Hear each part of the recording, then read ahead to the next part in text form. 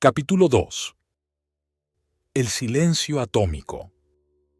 Yoga para el siglo XXI. En un rincón del mundo, a principios del siglo XIX, un viajero inglés, uno de esos con bigote bien recortado, bolso de cuero curado, sombrero blanco y cuaderno de notas, desembarcó en la India con la curiosidad de quien cree que ya lo ha visto todo. Venía de una Inglaterra de chimeneas y relojes de bolsillo, de calles donde todo olía a carbón y a té, y se encontró con un mundo que ardía en especias, en voces y en polvo. Aquella mañana entró en un mercado abarrotado, donde los colores parecían gritar más fuerte que los comerciantes. Rojos encendidos en las telas, naranjas que parecían soles en miniatura, olores de curry, de sudor y de incienso que mareaban. Fue allí, en una esquina donde el gentío se apartaba con asombro y respeto, que lo vio. Un hombre sentado en el suelo, con ropa humilde, con los pies color tierra y con una flauta de caña entre las manos, soplando una melodía repetitiva, casi hipnótica, y delante de él, erguida como si escuchara, una cobra. Una imponente y peligrosa serpiente se balanceaba suavemente, siguiendo un ritmo invisible. El inglés se quedó paralizado.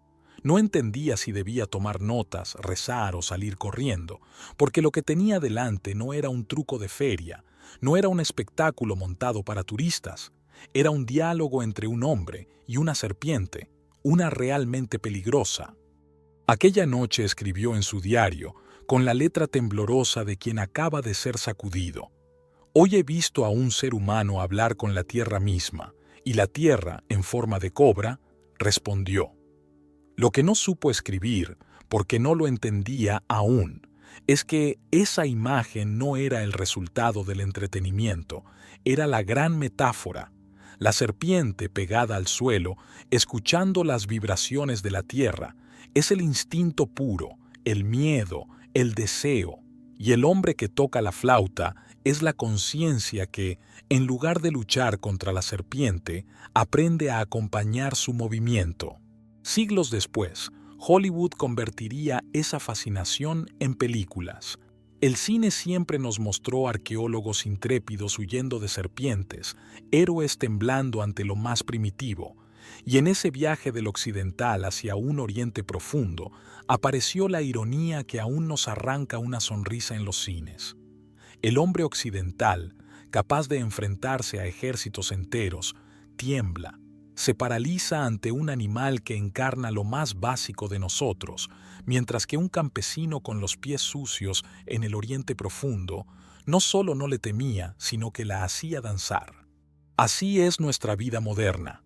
Construimos cohetes, dominamos la tecnología, pero seguimos sin saber qué hacer cuando la serpiente de la ansiedad nos muerde en la madrugada, cuando el miedo nos aprieta el estómago, cuando el deseo nos arrastra sin preguntar. La intuición, hermano de luz, es esa flauta. Es la música que brota desde la fuente y que aparece cuando no calculas, cuando no persigues, cuando simplemente escuchas. Y la música no se escucha con la cabeza, se escucha con el corazón. Los maestros de todos los tiempos lo dijeron con nombres distintos. Los hindúes lo llamaron tercer ojo, como el de la serpiente, mientras que los cristianos Espíritu Santo o los poetas inspiración. Pero al final todos señalaban lo mismo, la valentía de confiar en lo que arde dentro, volver a tierra, abrir los ojos al navegar por el silencio atómico. La intuición es más veloz que el pensamiento, porque no nace de la mente, nace de la vida misma. Es la serpiente que percibe vibraciones en el suelo antes de que tú sepas nombrarlas. Lo has sentido, esa vez que algo en el pecho te obligó a cambiar de camino y después descubriste que te habías salvado. Ese sí o ese no que te brotó sin explicación y después entendiste que te protegió. Esa es la música de tu flauta interior. Valentía verdadera es atreverte a seguir esa voz.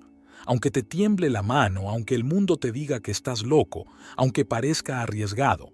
Como dice Daniel Aviv, Los momentos increíbles no pasan en zonas seguras, sino en los bordes.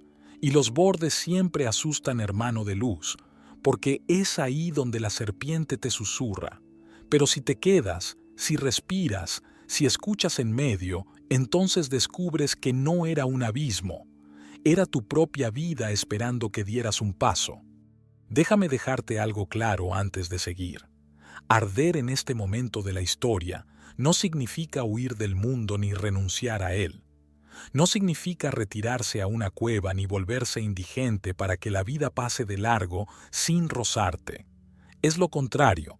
Significa estar afilado cuando la vida te llama, preparado para recibir la oportunidad de ser tú mismo en plenitud.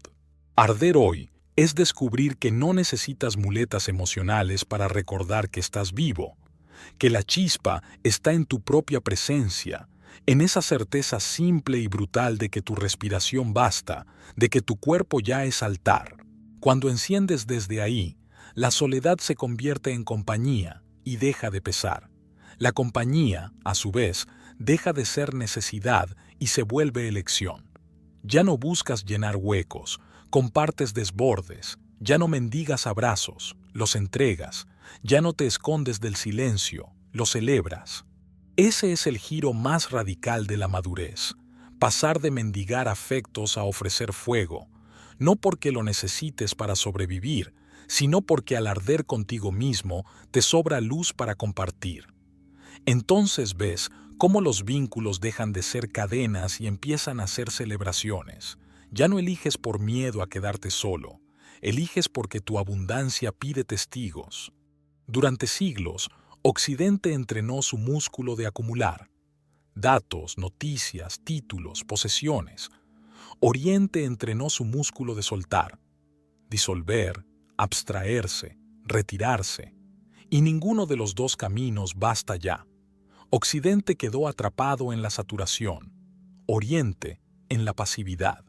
El silencio atómico es la síntesis necesaria. No rechaza lo que llega, tampoco lo idolatra.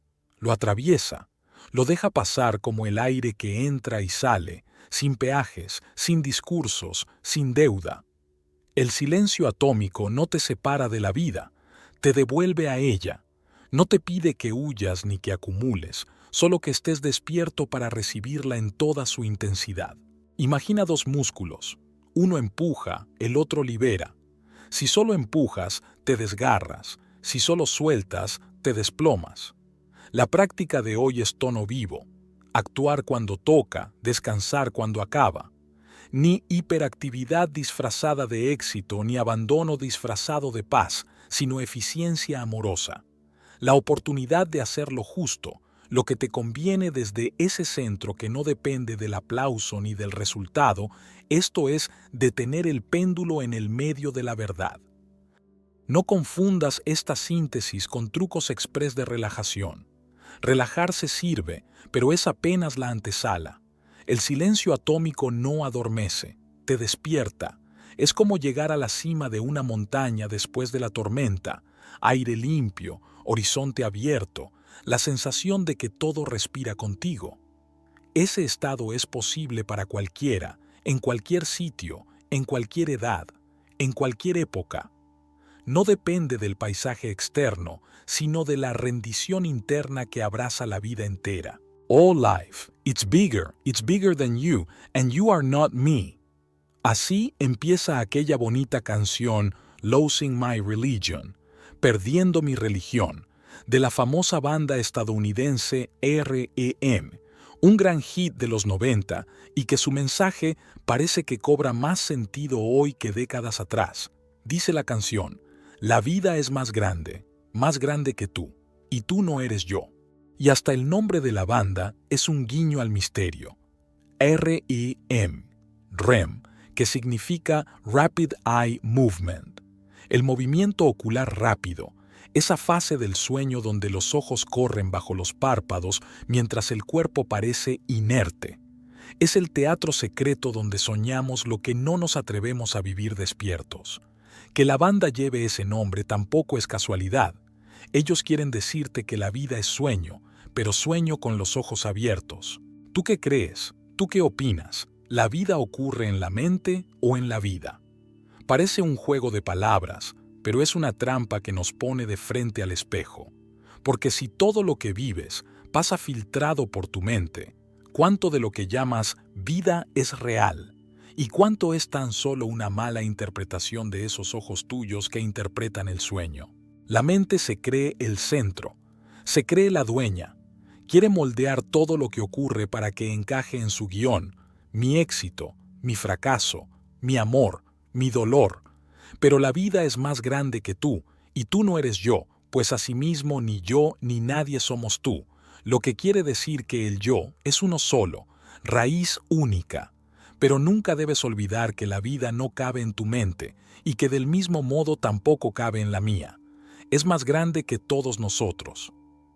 Pues, así como la visión ocurre en la mente que la traduce, entonces lo que vives la mayor parte de tu tiempo es un eco de comparaciones. Más alto, más guapo, más rico, más rápido. Pero si tu visión ocurre en la vida, entonces lo que vives es presencia. El sol que atraviesa la ventana, la risa torpe en medio de la calle, la comida que sabe distinto porque lo compartes. La ironía es que la vida ya estaba hecha para el juego. Te dieron un cuerpo, un ciclo de día y noche, la certeza de que cada amanecer es un crédito más y cada anochecer un gasto inevitable. Aquí tienes todo esto, parece decirte el universo, disfrútalo, pero ten en cuenta que cada día que caminas es un día menos. Una paradoja brutal, el regalo y la pérdida al mismo tiempo. Pero la mente, hermano de luz, en vez de agradecer el juego, lo complica, se llena de publicidad interna. Te dice, todavía no es suficiente, necesitas más, no puedes quedarte quieto. Y entonces, aunque la vida esté frente a ti, no la ves, porque la mente la traduce en lenguaje de deuda, de carrera, de comparación, de falta de fe. Mira, contempla por un rato a los adultos que ya no ríen. Se les nota en la piel endurecida, en la boca torcida hacia abajo, en la mirada que parece ver siempre tormentas aunque brille el sol. Esos son los que viven atrapados en la queja. No importa qué ocurra, siempre encuentran el ángulo más oscuro, llevan la nube negra dentro y como un parásito la arrastran a todas partes. Lo irónico es que se consideran realistas, pero en verdad son artesanos de su propia cárcel. Cada palabra queja es un ladrillo en los muros que ellos mismos levantan. Y asimismo puedes ver qué diferente es quien conserva la risa. El que sabe reírse de sí mismo ya se liberó. No necesita que todo salga perfecto, porque entiende que la torpeza también es maestra. No vive midiendo las ofensas, porque aprendió que el orgullo se disuelve en carcajadas. La risa es medicina porque corta de raíz la ilusión de control. El amor y la risa son inseparables. El amor sin risa se vuelve solemne, dogmático, pesado. La risa sin amor se vuelve burla, sarcasmo, crueldad disfrazada. Pero cuando se encuentran, cuando se mezclan, nace la verdadera ligereza, esa que no se quiebra porque no se agarra a nada. Todo lo que arde entre hombre y mujer tiene sus danzas propias. El hombre a menudo busca certeza, la mujer busca intensidad. El hombre quiere encontrar un lugar donde descansar, la mujer quiere sentir que aún hay aventura. El amor no es una negociación entre esas dos energías, es un baile. Cuando se baila de verdad, ambos se transforman. El hombre descubre que también puede ser vulnerable, la mujer descubre que también puede sostener, y en esa mezcla se enciende algo que no es de uno ni del otro, sino de los dos, una hoguera compartida. Se enciende en los amigos, en esa complicidad silenciosa que no exige explicaciones ni contratos, solo la certeza de una presencia. Es como esa llamada inesperada a medianoche en la que alguien no pregunta nada, solo dice, «Estoy aquí, abre la puerta». Ese fuego salva más que 1000 discursos. Y se enciende en la vida misma, en esa capacidad de conmoverse con lo pequeño. Una canción vieja que suena en la radio y de pronto abre memorias enterradas, un café humeante que reconcilia la mañana, la risa inesperada de un desconocido que atraviesa la rutina como un relámpago breve. Hay fuegos que duelen, fuegos que se apagan, fuegos que apenas alcanzaron a chispear antes de desvanecerse. Y sin embargo, todos dejan brasas. Incluso la pérdida forma parte del incendio. Quien nunca perdió, nunca ardió de verdad, porque encenderse es arriesgar, y arriesgar es aceptar que puedes terminar hecho cenizas. Pero hasta las cenizas iluminan, guardan memoria de la hoguera que alguna vez fue. Las pérdidas nos devuelven la certeza de que estuvimos vivos, de que ardimos, de que nos atrevimos a salir del hielo. Piensa en la historia de Pompeya, aquella ciudad cubierta por cenizas del Vesubio. Murió como se muera la historia en una tarde, pero su fuego quedó atrapado para siempre en las paredes, en los cuerpos petrificados que aún hoy nos cuentan que allí hubo baile, hubo alimento en la boca, hubo cantos a dioses y noches donde las pieles se fundieron, y seguir que también hubo amantes sorprendidos en un abrazo. La ceniza no destruyó la memoria, la conservó. Así también en nosotros, lo que creímos perdido deja brasas que nos recuerdan que una vez ardimos. No hay condena más triste que la de quien nunca se arriesgó a encenderse, que pasó la vida entera intacto, como fósforo sin raspar, creyendo que así se salvaba, cuando en realidad solo se estaba negando la experiencia de existir. El fuego es eso, hermano de luz. Siempre un riesgo, siempre una posibilidad de quemarse, siempre la tentación de perderlo todo, pero también es lo único que nos arranca del letargo. Nadie recuerda la seguridad tibia de los que nunca se encendieron. Todos recordamos las llamas, los incendios, los gestos que ardieron, y aunque doliera. La entrega total no es imprudencia, es fidelidad a un fuego interno. Quien arde de verdad no sube a un escenario para buscar aplausos, sino para vaciarse, para dejar la piel hasta que no quede aliento. Quizá has tenido suerte y viste a Joaquín Cortés en un tablao de Sevilla, desangrando sus pies contra la madera, y tu silencio te dijo que no bailaba flamenco, que era más bien un terremoto humano. Cada giro suyo era un latido colectivo, cada golpe de tacón, un rayo que encendía las venas de los que lo miraban. Tú sabes que Michael Jackson, en cualquier estadio de Estados Unidos, no necesitaba moverse más de un segundo. Bastaba un silencio, una quietud, la mano levantada, y medio planeta contenía la respiración. Ese instante, ese segundo suspendido donde nadie sabía si gritar o llorar, era un aplauso atómico antes de sonar. Y seguro que ya has visto a Chayanne en Puerto Rico, con la camisa empapada de sudor y la sonrisa intacta, enseñando al mundo otra gran lección.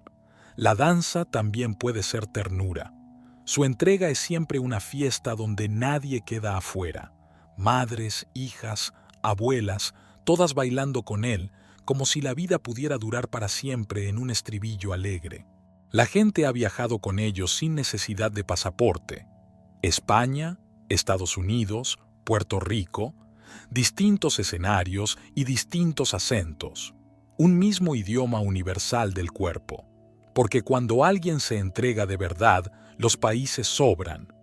Lo que queda es esa vibración compartida, el cuerpo encendido que se convierte en espejo, recordándonos que la verdadera inmortalidad no está en la perfección, sino en lo que dejas ardiendo en los demás. Miles y miles de silencios atómicos pueden bailar en distintas partes del mundo una misma canción. Hoy eres carne que tropieza y espíritu que sonríe en medio del barro. Eres la contradicción de llorar de alegría y reír en medio del dolor. Es lo que sucede cuando abrazas tus luces y tus sombras sin preferir a una sobre la otra, porque cuando eliges solo un lado, te conviertes en esclavo de ese extremo.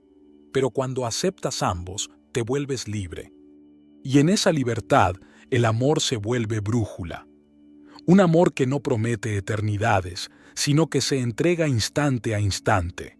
Un amor que no necesita adornos, porque su belleza está en lo real, en cocinar juntos, en discutir, dormir culo a culo y mañana reconciliarse, en esperar 10 minutos en un andén y descubrir que reír con un niño puede salvar tu día entero.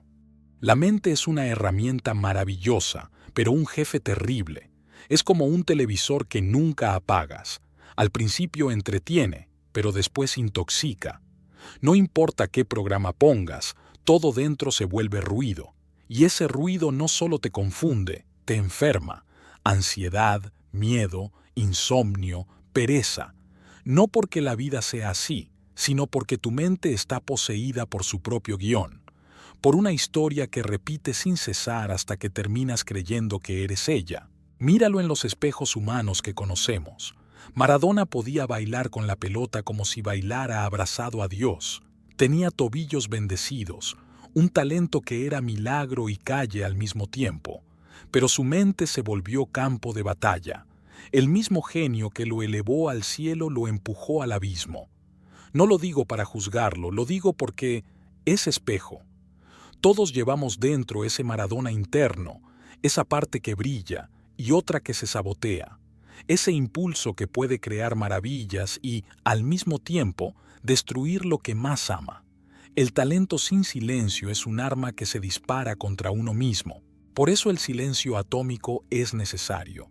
No un silencio vacío de vida como una catedral fría y sin alma, sino el silencio atómico, esa pausa microscópica que te devuelve la vida sin pasarla por el filtro de la mente, esa milésima de segundo que te permite ver con claridad. El silencio atómico es la frontera. De un lado, la mente enredada en su laberinto, del otro, la vida, desnuda, simple, sin explicaciones. No hace falta pensar en prácticas complicadas ni en rituales de perfección. El mundo cambió, hermano de sol. Ya no somos solo cuerpos avanzando entre montañas y ríos, ahora la sociedad es también nuestra selva y nuestra casa. Por eso nada de esto necesita templos, se instala en gestos cotidianos. Piensa en algo tan simple como bajar la persiana por la noche para que el cuerpo descanse y subirla al amanecer para que entre el sol. Ese movimiento mínimo es el impulso del silencio que venera el cuerpo, su existencia y su proceso, y así, tan fácil le dices a tu mente, el día ya está encendido y tus ojos siempre son dos soles que también pueden encenderse. Ese es el impulso del silencio atómico, venerar la existencia en su proceso natural. No hace falta meditar en posición de loto si tu cuerpo no lo pide, basta con estar ahí, con los párpados abiertos y la conciencia quieta, dejando que la luz te atraviese. Te prometo que el silencio atómico se parece más a eso, a la intimidad de recibir el sol cada mañana. Piensa en esto por un segundo. De niños trepábamos árboles como si fueran escaleras hacia el cielo. Éramos capaces de subir hasta la rama más alta solo para sentir que el sol nos acariciaba la cara. ¿Y cuántos adultos conoces hoy capaces de hacer eso? Muy pocos. Y no porque les falte fuerza, sino porque dejaron de jugar. Hace mucho que dejaron de buscar al sol en su punto más alto. La vida moderna nos puso al lado de casa un supermercado, y claro que eso es bueno. Ya no tienes que adentrarte en la selva a buscar alimento, ni temer que al salir de tu cueva un león te mande al más allá. Pero junto con esa comodidad llegaron las oficinas, los metros, las pantallas. Y entre tanto cemento y neón, olvidamos lo más obvio, que la fuente de la vida sigue ahí, puntual como siempre, ofreciendo la misma cita diaria. El sol no cambió su guión porque nosotros cambiáramos el nuestro. El silencio atómico es recordarlo. No necesitas trepar un árbol para bañarte en esa luz. El mundo cambió y nosotros cambiamos con él. Ahora basta con un gesto mínimo, casi infantil. Levantar la cabeza y dejar que el día entre en tus ojos como si fueran dos soles recién encendidos. Piensa en el sol hermano de luz. Ahora, simplemente quédate justo allí, quieto. Contempla en silencio su imagen, su amarillo brillante, ardor en movimiento. Sostén su núcleo en tu memoria por un segundo. Respira su lumínica imagen. Mira cómo ahora arde dentro de ti nuestro hermano mayor de luz. Tú ya sabes que siempre está allí afuera y que lleva miles y miles de millones de años sosteniéndose, inmenso núcleo encendido, fiel a su fuego sin pedirle nada a nadie. El sol no mendiga leña, no busca aplausos, no depende de templos ni credos. Arde por sí mismo, con la paciencia de infinitos siglos, regalándonos calor, luz y la vida entera. Si un día se apagara, hermano de luz, nada quedaría. No habría árboles ni mares, ni besos, ni cachetadas. Solo silencio helado, es decir, espacio sin vida. Por eso cada amanecer es el primer silencio atómico que la naturaleza nos da. Es hora de apagar el sueño para mantenerse encendido. Tal vez a ti, como a Chico Xavier, te funcione empezar cada día con ese mismo ritual, un gesto de gratitud sencilla. Él, que fue visto por millones en Brasil como un hombre entre lo humano y lo divino, entendía que la vida no se trata de acumular destellos, sino de sostener un fuego. Escribía, escuchaba, acompañaba, servía, día tras día, sin cansarse de la rutina de encender, siempre después de agradecer y recibir un buen baño de sol. Y en eso Chico Xavier era idéntico a su fuente, constante, paciente, luz. Nunca preguntó si lo agradecían. Lo hacía porque no podía no hacerlo, porque la llama verdadera no negocia, arde. El sol es sin duda ante nuestros ojos el primer padre del arte, porque sin él no habría lienzos que atrapan colores, ni esculturas que se defienden con sombras, ni literatura que se enciende bajo el abrazo de una lámpara. La humanidad es vieja porque es hija del sol, aunque lo olvide cada mañana en la prisa, y aunque olvide también que el día en que él se apague, esta historia no será fuego, será ceniza. ¿No te parece que hay sabiduría en estas cosas, como es recordar que incluso las estrellas por eternas que parezcan también tienen fecha de caducidad? Y esto no debería entristecernos, debería empujarnos a vivir mientras ardemos, porque sabemos que la vida es fuego maduro, fuego que si se consume en su propio centro, se vuelve naturaleza inagotable. Piensa en el sol otra vez. Respíralo un segundo más, tan solo respira y quédate justo ahí, quieto. Contempla su imagen sin prisa, ese amarillo brillante, ardor en movimiento que no pide aplausos ni espectadores para seguir ardiendo. Siendo solo sol, la fuente que sostiene toda nuestra naturaleza, no hay truco, no hay técnica, solo presencia. Ese instante es único. Hacer una pausa y sentir cómo el contexto deja de mandar. La ciudad sigue igual, pero algo dentro de ti deja de obedecer. En psicología podríamos decir que pasaste de reaccionar a regularte. En poesía, que el río encontró su cauce.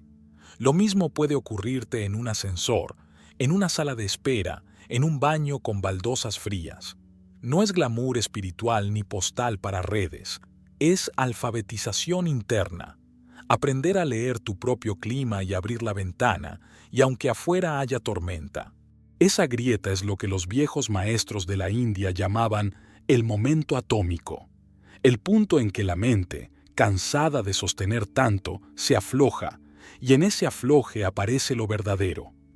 Como si se rompiera la bombilla y, en lugar de oscuridad, apareciera el sol. No puedes forzarlo, igual que no puedes obligar al sueño a llegar. Solo puedes disponerte, rendirte, dejar de sostener la obsesión.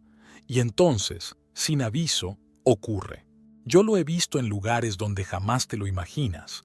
Si alguna vez quieres ver el silencio atómico en un nido donde se concentran los ojos encendidos de muchas personas, busca a Gardel. Sí, hermano de luz, busca a Gardel. Sé que parece que quiero venderte una idea poética, pero te prometo que no es poesía, es psicología pura. Lo descubrí el mismo día que entendí que Gardel es el pop star del amor eterno. Nadie le gana a Gardel en ser el romance eterno, y te lo voy a explicar. Piensa en que por la época es casi imposible encontrar personas que lo hayan conocido en vida y que, caminando por una plaza, lo reconozcan. El tiempo ha hecho su juego, y sin embargo, ahí está, se sigue interpretando. Gardel suena en esquinas donde el amor aún quiere respirar. Caminaba con Mati por la Puerta del Sol, en Madrid, cuando lo escuchamos. Unos músicos lo interpretaban en una esquina en donde un grupo de personas se concentraron, y como si la vida hubiera preparado la escena, una pareja de viejos se puso a bailar. No bailaban para el público, bailaban porque todavía podían. Con la torpeza dulce de quienes llevan décadas juntos, más que pasos, eran recuerdos moviéndose de la mano. No había luces ni alfombra roja, pero ese tango nacido en Buenos Aires se había colado en el aire de Madrid. Cuando se fueron, quedó un vacío extraño, como cuando alguien apaga una lámpara demasiado pronto. Mi mujer y yo nos quedamos ahí un rato, mirando el cielo que se teñía de rosa y celeste, escuchando todavía el eco del violín y la guitarra. La gente pasaba. Algunos turistas se detenían, dejaban monedas a los artistas. Mati los observaba con atención y me dijo, ¿te das cuenta? Todos aprecian la música, pero pocos se detienen. Y los que dejan monedas, ¿no te parecen curiosos? Empezamos a mirar más de cerca. Una pareja joven, probablemente del norte de Europa, un grupo de asiáticos sacando fotos sin parar, un latino con camiseta de Boca Juniors. Mati sonrió y me provocó. A ver, invéntate de dónde son. Y yo, como un niño con lápices de colores, empecé a dibujarle historias en el aire, a ver si le sacaba una sonrisa que me trajera su mano de vuelta. Ese de allí seguro es de Roma, de la Piazza Navona, donde también en este preciso instante hay un violinista interpretando a Gardel y un grupo de turistas deja monedas en el estuche. Y esa mujer que ves allí, esa que se acaba de detener, parece de París, de la Place des Vosges. Se le nota en la elegancia al soltar la moneda como si estuviera firmando un cuadro, comentó Mati mientras la mujer se desaparecía al cruzar por una esquina. Y yo seguí. Y ese chico con gorra, ese me parece que podría ser de Nueva York, de Times Square, donde entre autos amarillos y luces de neones alguien toca un buen tango y un puñado de jóvenes deja unos dólares antes de seguir enamorándose. Jugábamos a inventar y a reírnos de lo inventado hasta que me quedé callado. Gardel seguía sonando por dentro y Mati lo notó y me preguntó, ¿y tú? ¿A qué ciudad te fuiste? La miré y sonreí como quien guarda un secreto demasiado grande para callarlo. Bueno, aunque no soy argentino, me fui a Buenos Aires, a la Plaza de Mayo, y allí vi a mi sobrino Isaac, a quien tengo ya varios años que no veo. Vi a Isaac enamorado de su mujer, caminando agarrado de la mano de Frei, como si ellos en esa plaza también fueran parte de esta tarde que nos pone frente a lo eterno, lo que siempre pide nuestro regreso. Lo vi en mi silencio y le sonreí como Gardel cuando volvió a su pueblo, con más canas, con más peso en los ojos, pero todavía encendido, y pensé, Gardel es eso, el pop star del amor del eterno. Ella rió y luego me dijo, es verdad, los que más se detienen a dejar monedas no pasan de 45 años. Ninguno escuchó a Gardel en su juventud, pero todos lo sienten. Porque Gardel se volvió la banda sonora de romances que no vivieron, de tardes familiares que nunca tuvieron, de nostalgias que no son suyas, pero que hoy las tocan igual. Todos aquí, y seguro que en cualquier bulevar como este sienten en su corazón la melodía, y aunque no conozcan la historia. En las esquinas más románticas del mundo siempre hay un músico que toca a Gardel, y cada vez que lo escuchamos, aunque sea por accidente, nos regala la sensación de estar vivos en un recuerdo que quizá nunca fue nuestro, pero que igual nos pertenece. Mati me apretó la mano, que era precisamente lo que yo buscaba, y en esa esquina de la Puerta del Sol entendimos que Gardel no era pasado, era presente eterno. Qué divino es el silencio atómico, hermano de luz. Y para disponerte a ese instante maravilloso, tú no necesitas rituales secretos, sino gestos sencillos que parecen un chiste, pero no lo son. El primero, ceder tu cuerpo a la gravedad como quien entrega las llaves. El segundo, permitir que la emoción se quede sin traducirla en palabras ni voces. El tercero, quitar agenda a la respiración, dejarla pasar sin empujar la puerta, ponerte frente a ella hasta que se abra sola. El sueño llega por rendición, el silencio también.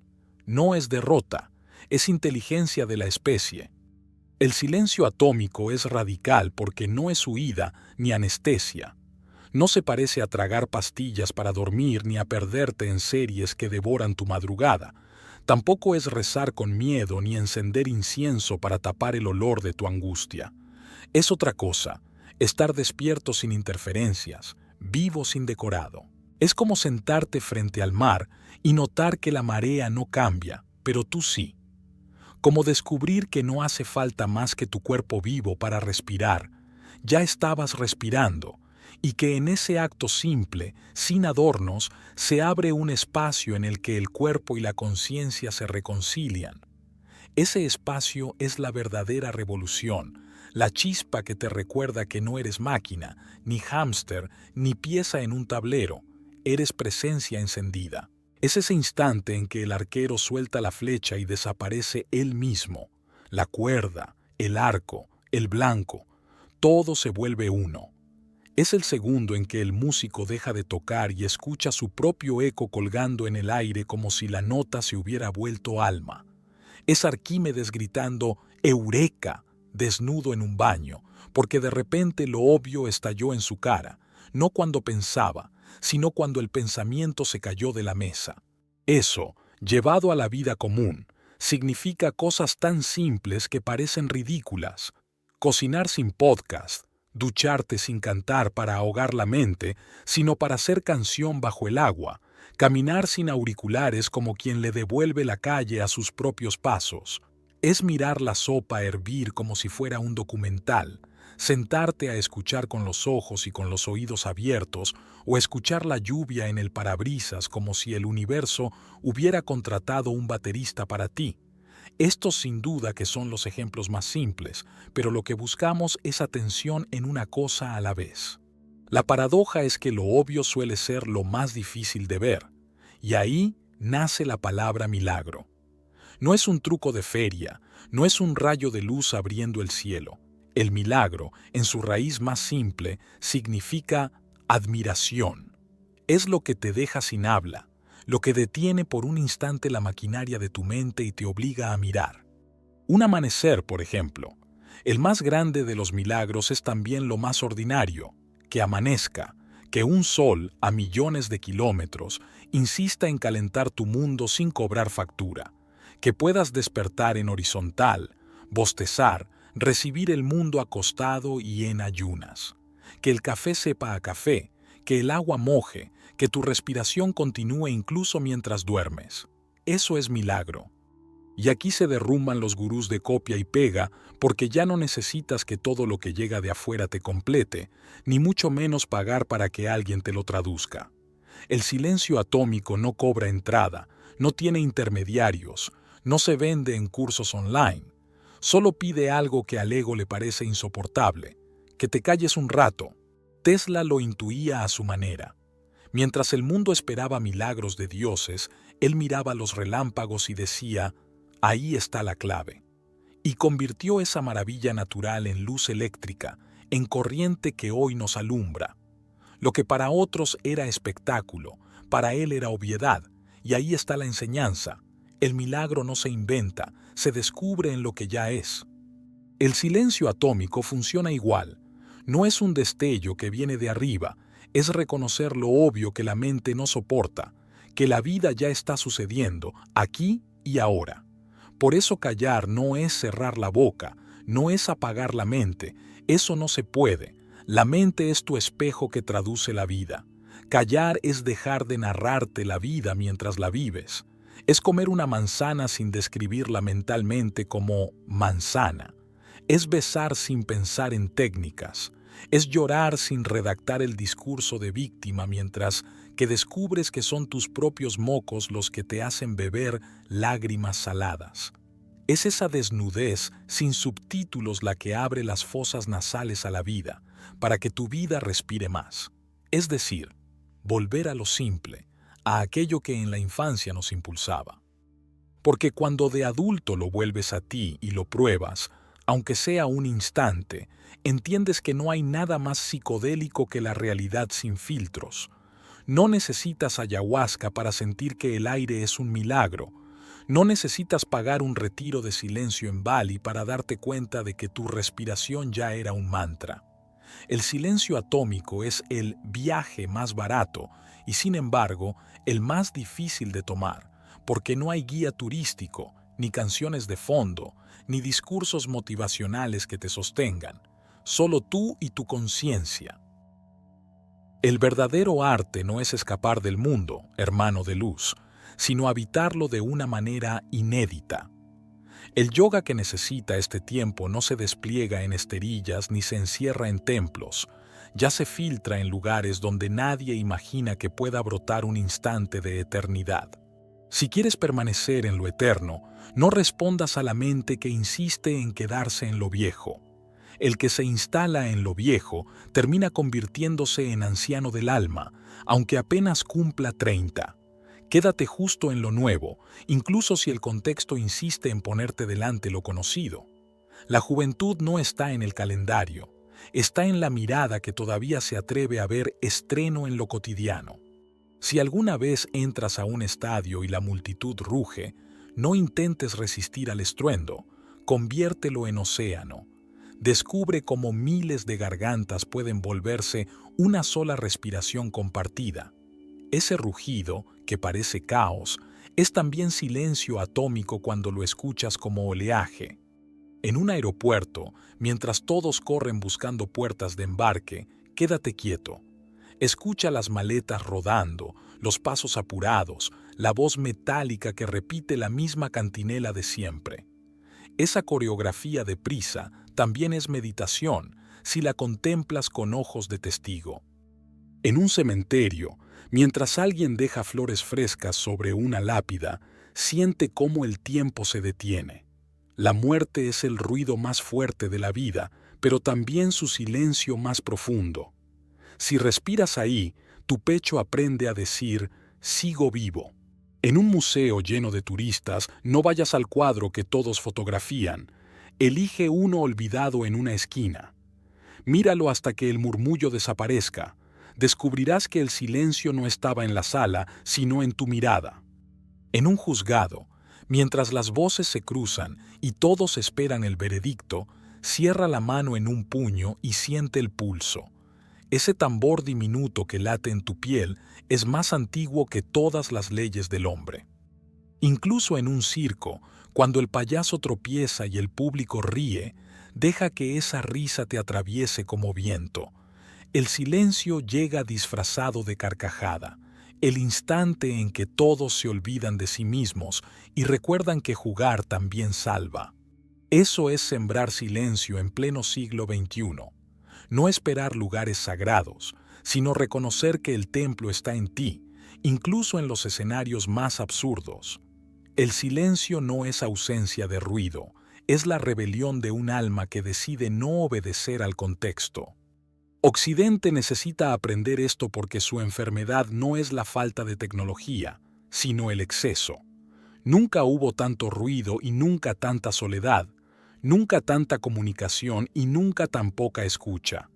Oriente necesita aprender esto porque su riesgo es el contrario: refugiarse en la pasividad, huir del mundo, dormirse en el loto de la meditación mientras el planeta arde. Ambos extremos son trampas. El yoga del siglo XXI tiene que unirlos: la ciencia de afuera y la ciencia de adentro, la acción y el silencio, el cuerpo y el alma. Algunos me preguntan, ¿y qué gano con todo esto? ¿Cuál es el beneficio práctico? Siempre la obsesión occidental, la utilidad, el resultado, la ganancia, como si la existencia fuera una empresa y el silencio una inversión. Te lo diré claro, no ganas nada, y justamente por eso lo necesitas. El silencio no es un negocio, es tu naturaleza. Este yoga no te promete más dinero, más éxito, más seguidores. Te promete algo más radical: devolverte a ti mismo. Imagínate volver a tu casa después de años en el extranjero. Las paredes son las mismas, el olor es el mismo, los muebles están un poco más viejos, pero al entrar sientes algo que no se compra: pertenencia. El yoga es esa vuelta. El viaje más largo del ser humano no es de Madrid a Katmandú ni de Nueva York a Bombay. Es del ego al ser, de la mente al silencio, del exilio al cuerpo. Claro que el ego se reirá de esto.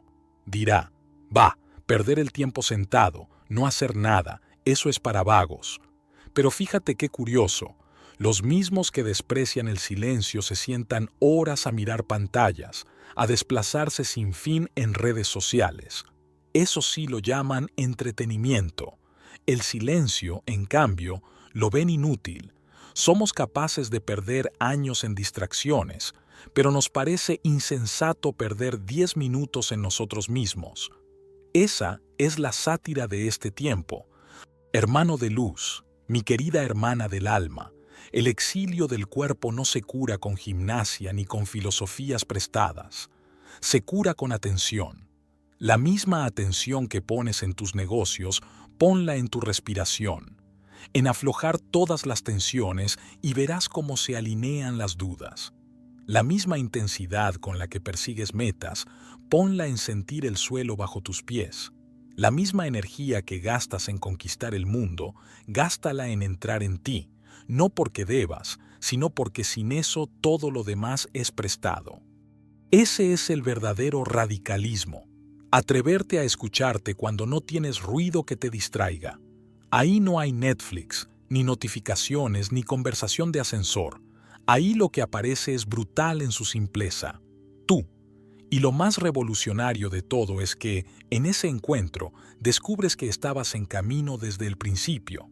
En un rincón del mundo, donde pocos miran, décadas antes de que Internet se adueñara del pulso del mundo, cuando la televisión apenas había transmitido al planeta la imagen del hombre pisando la luna, ocurrió algo que parecía menos tecnológico, pero más humano. Era 1969. 500,000 de almas se amontonaron en una granja embarrada de Bethel, Nueva York. No sabían si iban a sobrevivir a 3 días de lluvia, barro y guitarras que a veces parecían romperse en sus propias manos. Lo llamaron Woodstock. Algunos llegaron en camionetas que apenas avanzaban, otros a pie, otros sin boleto ni mapa. Todos llegaron con una sospecha: que algo más grande que ellos estaba a punto de suceder. El mundo vio en aquellos días a Janis Joplin desgarrándose la garganta hasta volverla plegaria, a un chico de 18 años besando bajo una tormenta que se confundía con su bautizo personal, a una madre improvisando cuna con sus brazos para un recién nacido que dormía arrullado por el bajo eléctrico.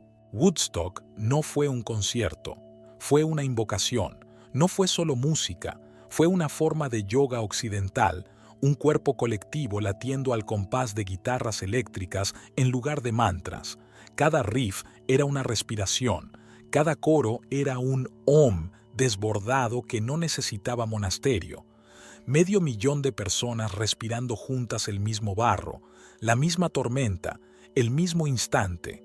Eso es silencio atómico, no la ausencia de sonido, sino el latido compartido que convierte la multitud en un solo corazón. Mira la paradoja. Miles de jóvenes que supuestamente habían ido a rebelarse contra el sistema terminaron encontrando algo más antiguo que cualquier revolución: la certeza de que el amor propio también se cultiva bailando. No en retiros exclusivos ni en bibliotecas húmedas, sino embarrados, con la ropa pegada al cuerpo, con la piel ardiendo de juventud. El amor propio como acto colectivo, como la decisión de estar ahí, de no huir, de apostar por la vida aunque la lluvia lo empapara todo. Cuando Carlos Santana subió al escenario con apenas 22 años, con una guitarra que no sonaba sino que rugía entre sus manos, nadie pensaba en iluminaciones orientales, ni en las modas espirituales que hoy inundan las pantallas. Pero ocurrió algo muy parecido. Su soul sacrifice fue eso, un acomodo del alma al instante. Medio millón de cuerpos eran distintos y, sin embargo, ardieron al mismo tiempo. Algunos danzaban como si el suelo fuera lava, otros se dejaron caer exhaustos, pero todos estaban dentro del mismo fuego. Ese trance, esa vibración compartida, fue un yoga sin maestro, un pranayama eléctrico. Inhalaban la misma batería, exhalaban el mismo grito, y entre nota y nota descubrían lo que nadie explica, que sin pausa no hay música, que el silencio atómico es la respiración oculta de cualquier melodía. La juventud de entonces no tenía manuales, tenía hambre, hambre de sentido, hambre de verdad. No esperaban influencers que dictaran tendencias, porque eran influyentes sin darse cuenta, no en redes sociales, sino en la red invisible de la humanidad que palpita cuando el corazón se abre y late al mismo compás.